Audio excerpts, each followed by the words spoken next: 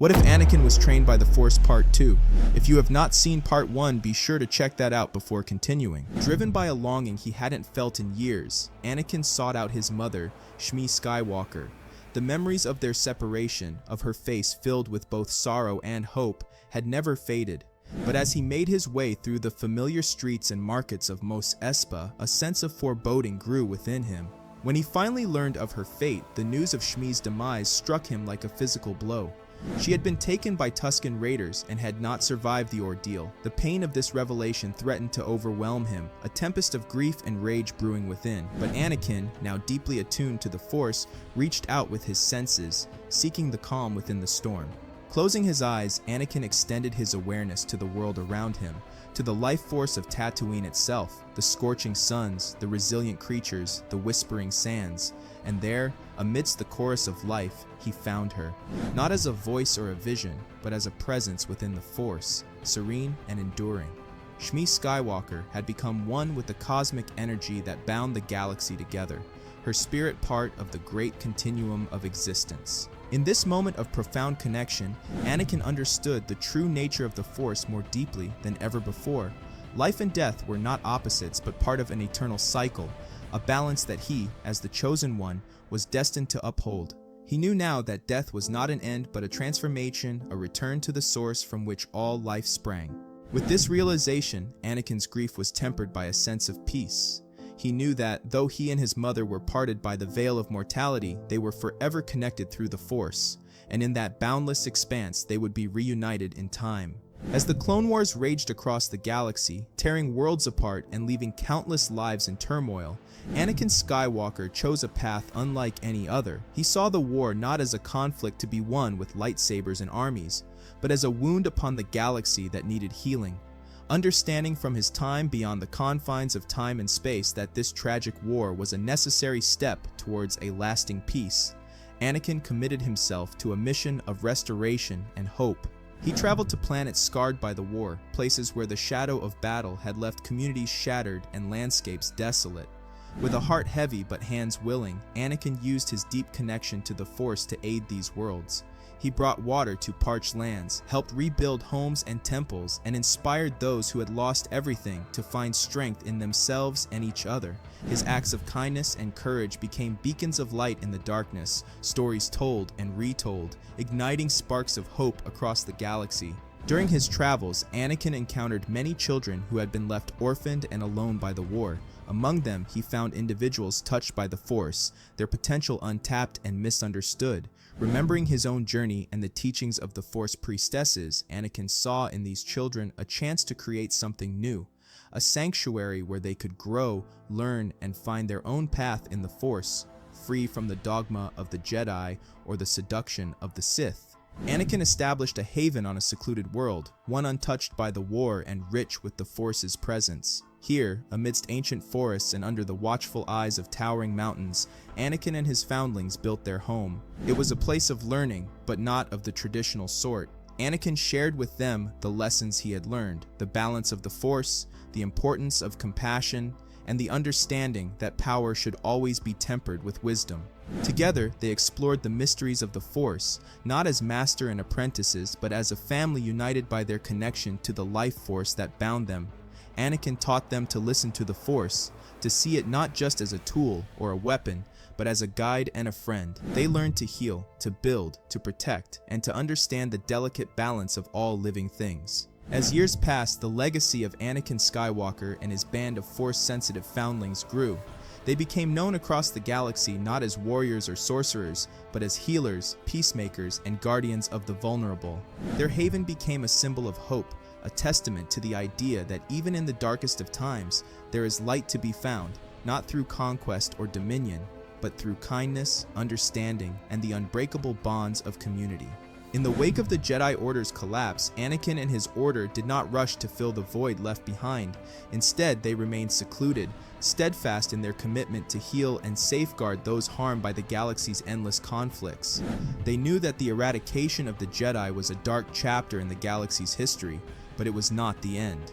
The Force was ever present, and in its infinite wisdom, it would find a way to restore balance. Anakin, reflecting on the downfall of the Jedi, understood that their tragic end was a consequence of their inability to evolve, to see beyond the dichotomy of light and dark. He realized that his path, the one less traveled, was not about opposing the galaxy's darkness with force, but about nurturing the light that existed within all beings, helping it grow to outshine the shadows. The new order founded by Anakin became a beacon of hope for those who were lost, for the Force-sensitive children who had nowhere else to turn, and for the souls scattered across the galaxy seeking purpose amidst chaos. They were not warriors or rebels. They were guardians of peace in a time of turmoil, teachers of a more profound understanding of the Force, and architects of a future where such tragedies could be averted. As the Galactic Empire solidified its grip on the galaxy, its eyes turned to every corner, seeking out dissent and potential threats to its absolute rule. It was only a matter of time before whispers of Anakin Skywalker and his order reached the ears of Emperor Palpatine. The existence of a group of Force sensitives, flourishing outside the Empire's control, was a challenge to Palpatine's vision of a galaxy under the sway of the Sith. Palpatine, perplexed and intrigued by the survival of this order, recognized the hand of fate. Anakin's teachings, which had grown roots deep within the Force, eluded even his dark gaze, a testament to the profound understanding and connection Anakin had cultivated with the Force. This realization unsettled the Emperor. It was a stark reminder that there were aspects of the Force that remained beyond his control, powers and mysteries that he, despite all his might, could not subdue. Determined to extinguish this unseen threat, Palpatine dispatched agents of the Empire to uncover the location of Anakin's sanctuary. Yet, finding them was no simple task. The Order's deep bond with the Force allowed them to veil their presence, to blend with the natural world in a way that confounded even the most skilled Imperial trackers. But the dark side is persistent, and eventually, through betrayal or misfortune, the Empire learned of the hidden world that Anakin and his followers called home. As Imperial Star Destroyers blotted out the skies, casting shadows over the serene landscape that had known peace for so long, Anakin's order faced its first true threat from the outside world. Anakin, sensing the approaching darkness, prepared his followers. They had hoped to remain hidden, to continue their work in obscurity, but the Force had other plans. Anakin knew that this confrontation was an inevitable part of their path, a trial that they must face together. As the Empire's forces descended upon them, Anakin's order did not meet them with aggression. Instead, they used their deep connection to the Force to protect their sanctuary, to mislead and confuse their attackers, and to shield the innocent. Their resistance was not one of violence but of resilience, a testament to the teachings Anakin had instilled in them. The confrontation was unlike any the Empire had faced. Here, on this secluded world, they encountered a force of peace and unity so strong that it challenged the very foundation of their might. Imperial soldiers found themselves turned back by invisible barriers, lost in mazes of foliage that seemed to spring up from nowhere, and confronted by their own doubts and fears. In the midst of this chaos, Anakin confronted the leader of the Imperial forces, not as a warrior but as a teacher. He spoke of the Force, of the imbalance the Empire had brought to the galaxy, and of the path to true power through understanding and balance. His words, imbued with the weight of truth, sowed seeds of change in the hearts of some who heard them. The battle for Anakin's sanctuary did not end in a clear victory for either side. The Empire, unable to penetrate the heart of the Order's defenses, withdrew, marking the confrontation as a curious anomaly.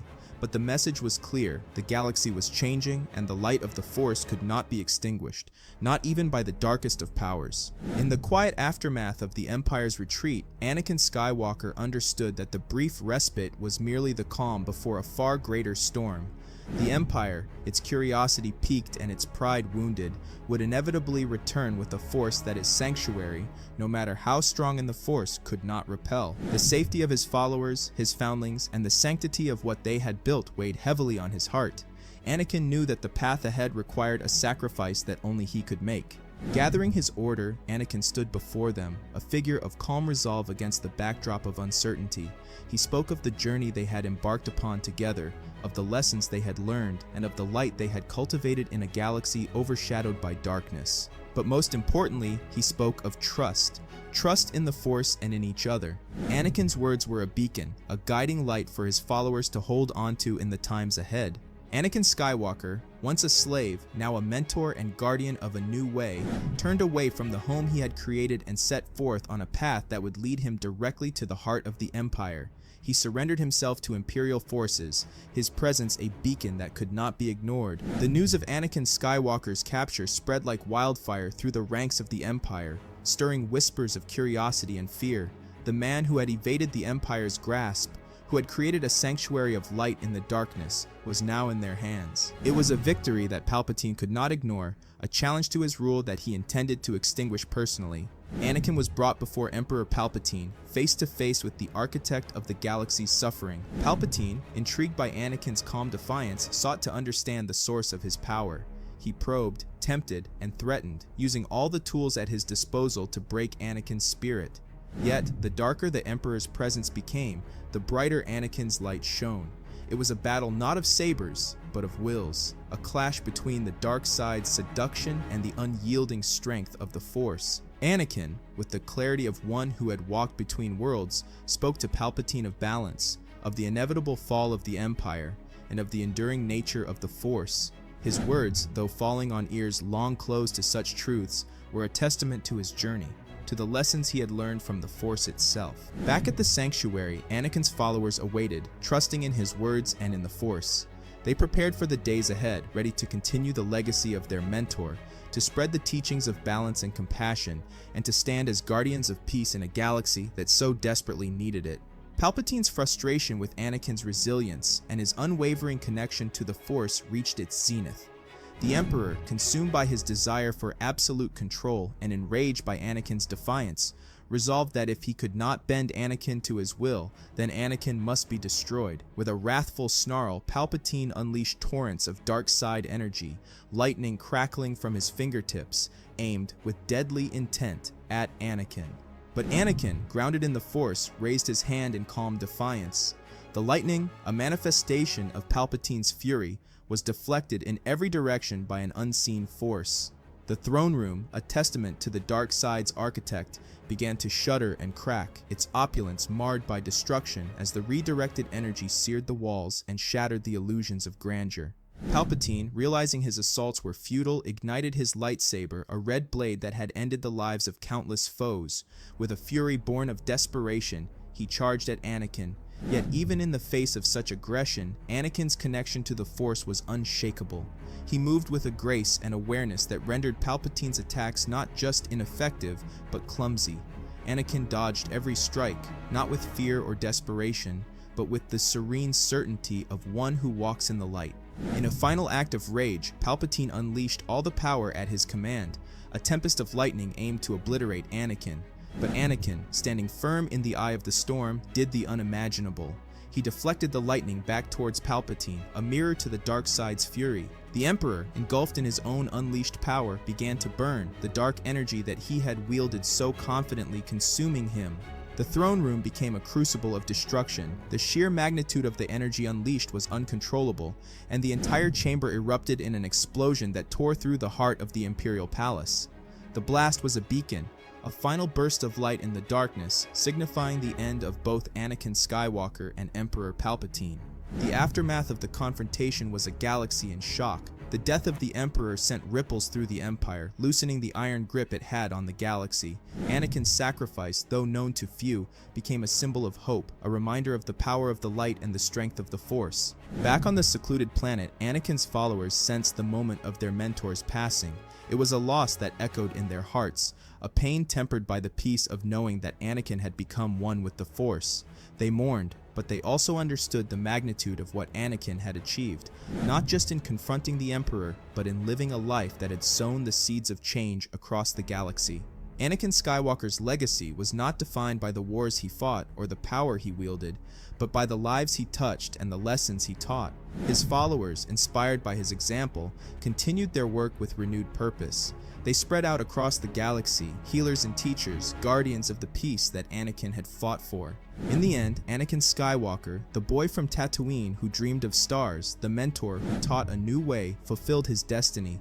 He brought balance to the Force, not through conquest but through sacrifice, and in doing so, he ignited a spark that would, in time, grow into a flame that lit the way toward a new dawn for the galaxy.